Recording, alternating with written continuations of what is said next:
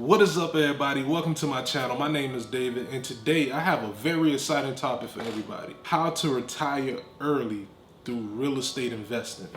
I know you probably say, oh, this guy is probably just wasting time, but listen, a lot of people may make it seem like it's far-fetched and you can't retire unless you're in your 60s or 70s, but believe it or not, you can actually retire if you implement the things that I'm getting ready to talk about in this video. If you're looking to retire in the next 1 to 5 years by investing in real estate, stick with me because this video is definitely for you. And if you're looking to create active and passive income through real estate investing, then this video is definitely for you. And on the active side, it may actually help you retire around that 1 year mark. So just to give you a quick outline of how this video is actually going to play out, I'm going to give you tips to where you can build a solid foundation, and then I'm going to give you an example of how you can actually make this happen and retire in a time frame that you would like to retire in. And just to let you know, this is not financial advice. This is for entertainment purposes only. Now let's get into it. All right, so the very first thing I'm gonna do is give you tips. So the very first tip that I wanna give to you is you must track your expenses. If you're not tracking your expenses, there's no way that you can build that solid foundation and actually invest in real estate because you don't even know where your money is actually going. So in order to actually track those expenses, I use an app called Mint. You have a lot of people that still use the old school route and just look at bank statements. But what I learned from Mint, all you have to do is put your credit card information in and put your debit card information in, whatever card you're using, and it's gonna pull up all your payment histories, all your bills that you paid, any transaction that you may have on that particular card or cards. It would actually be able to track and tell you what you spent.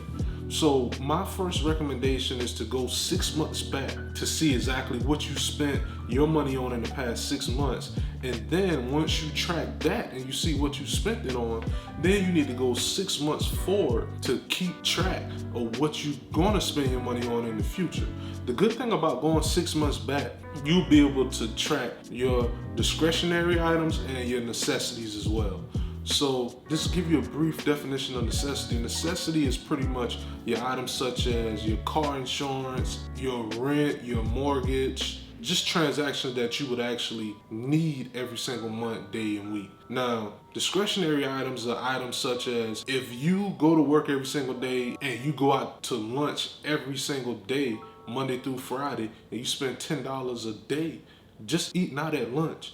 That's $50 that you are deciding to spend on food at a restaurant when you already bought food for the week, which is a necessity. So those are some stuff that you can track to say, hey, I need to cut back on this necessity. I need to cut back on eating out at restaurants every single day from here in 6 months forward to see how much money I can actually save up. In just 1 month of saving up that $50 that you normally spend, you'll actually be able to save $200 just by cutting back on that. So once you get all your discretionary items and your necessities as well, now it's time to set goals. The goals you need to set is to cut back on your discretionary items. So like I said before, you'll have extra money to invest in real estate so you can get to that early retirement. And we already know the necessities, the necessity part of it.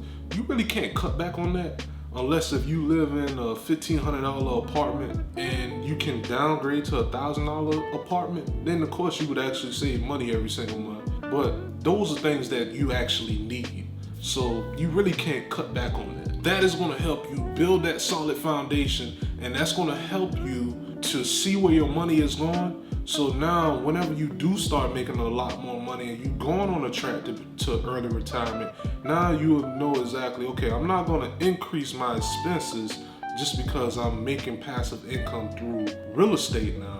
I'm just going to keep it the same. I try to decrease it and continue to increase my passive income. So now what we're getting ready to do, I'm getting ready to give you one example of how you can actually get started on a path to early retirement and showing you how you can actually continue the same process over and over until you get to that $3,000 to $5,000 per month to where you can actually retire. So if you feel like this content is bringing value to you, please hit the like button, subscribe, and hit the notification bell, because it actually helps out the channel. It helps get this information out to more people, and I love making this type of content. So just hit that like button for me and let's get back into it. All right, so let's get into this example. So in this example, I'm gonna use a strategy that I don't know if you know about it or not, but it's from Brandon Turner, and he's over at Bigger Pockets, and it's actually a book on this strategy. The strategy is called BRRRR. If you don't know what BRRRR is buy, rehab, rent, refinance, repeat. So I'm gonna break this strategy down as I go through this example, but I want you to see how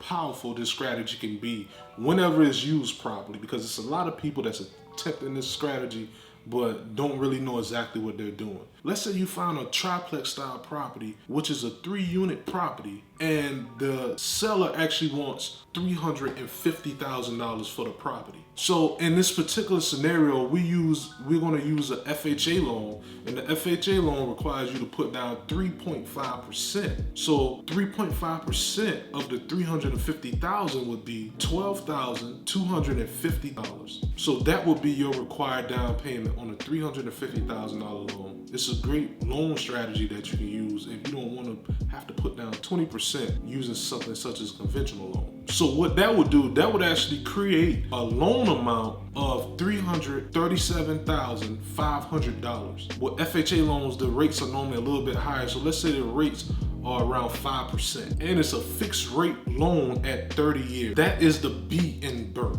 So basically you bought that property for that price, you put down that down payment.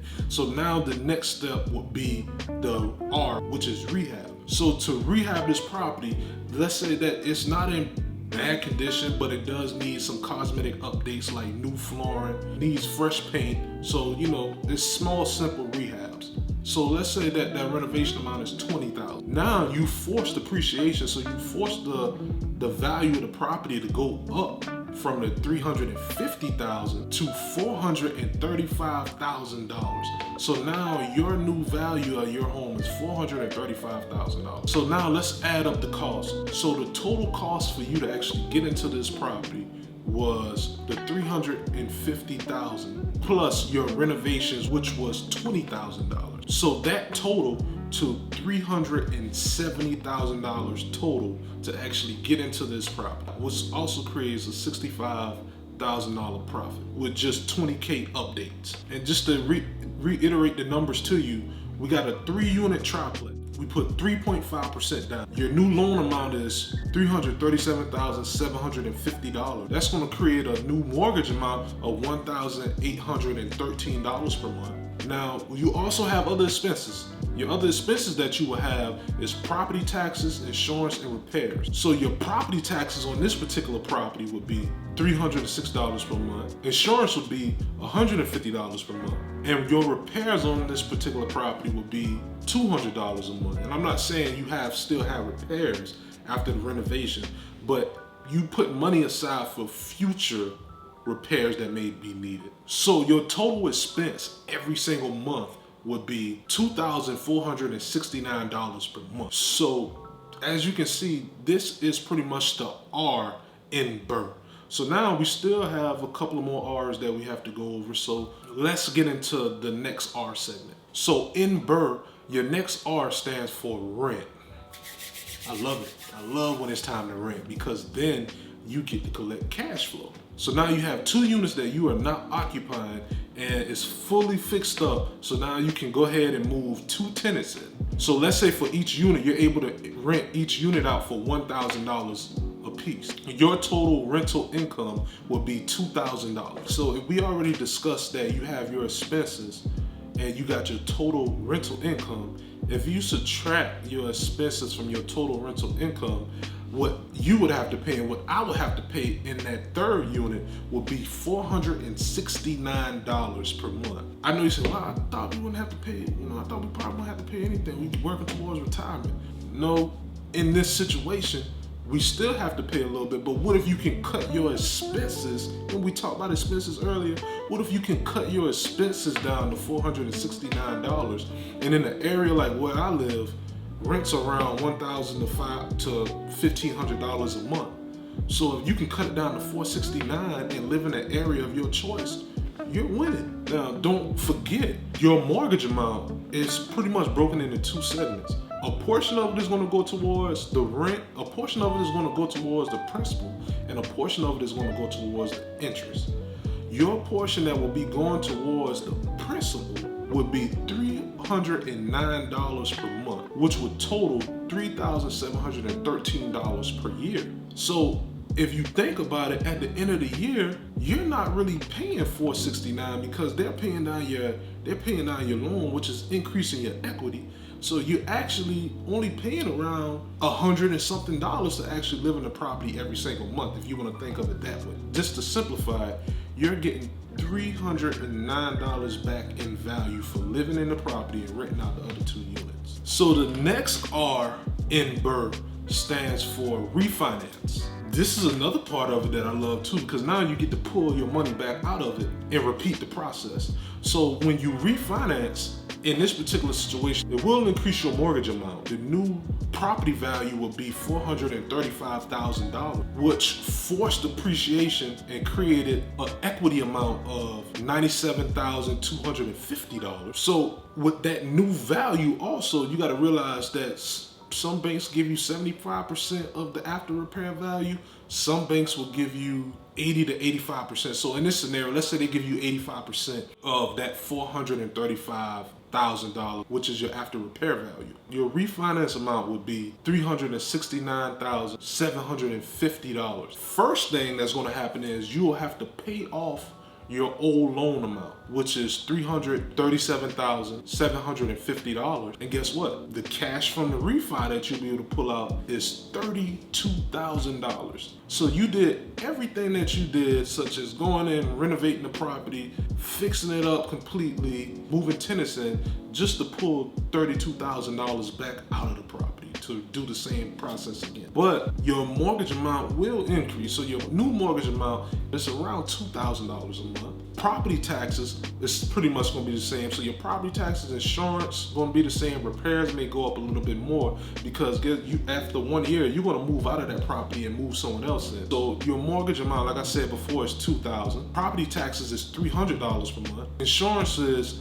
$150 per month. And your repairs and miscellaneous items would be $280 per month. That creates a total of $2,736 per month. So now you see that your expenses have definitely increased, but since you're moving out and you move that other tenant in, now you get an additional $1,000. So now your rental income will increase to $3,000 per month. So if you subtract the expenses, which was $2,736 per month, your income now is actually positive. It would be $264 per month because you moved that new tenant in. So you still have your cash amount. The cash amount is $32,000. Now you need to subtract your down payment and subtract the renovation costs.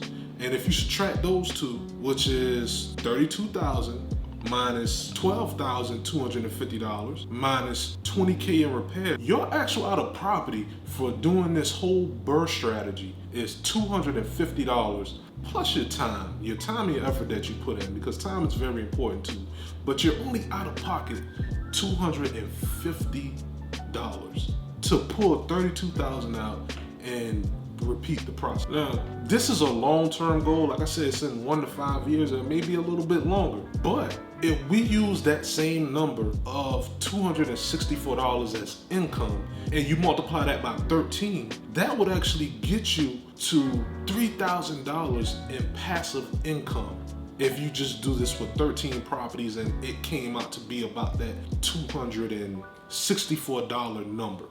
That's money that you're gonna make in your sleep. Now, there are other strategies that I use on a daily, such as wholesaling, that allows me to cherry pick the best properties. And I'm not going after properties that's on the retail market. I'm going after off-market properties. So when I take these type of properties down, I'm able to choose whether I want to keep it or if I want to sell it to a cash buyer. that's going to create the active income that I was talking about earlier. So if you find cash buyers and you find properties that not the best, but it still is a deal, you can sell them to end buyers for $3,000, $5,000, and $10,000 a month, and that can get you to the retirement point at the 1 year mark if done correctly. And then you keep the properties that is going to collect this amount of passive income for you. Now, if you feel like I gave you a lot of value today, please hit the like button, subscribe, and hit the notification bell. And I'll definitely keep making more content. Also, if you want to learn more about the house hacking multifamily strategy, I have a video that I'm going to link in the description and here that you can actually go take a look at, and it'll go deeper into different scenarios of house hacking multifamily properties. I'll see you next time.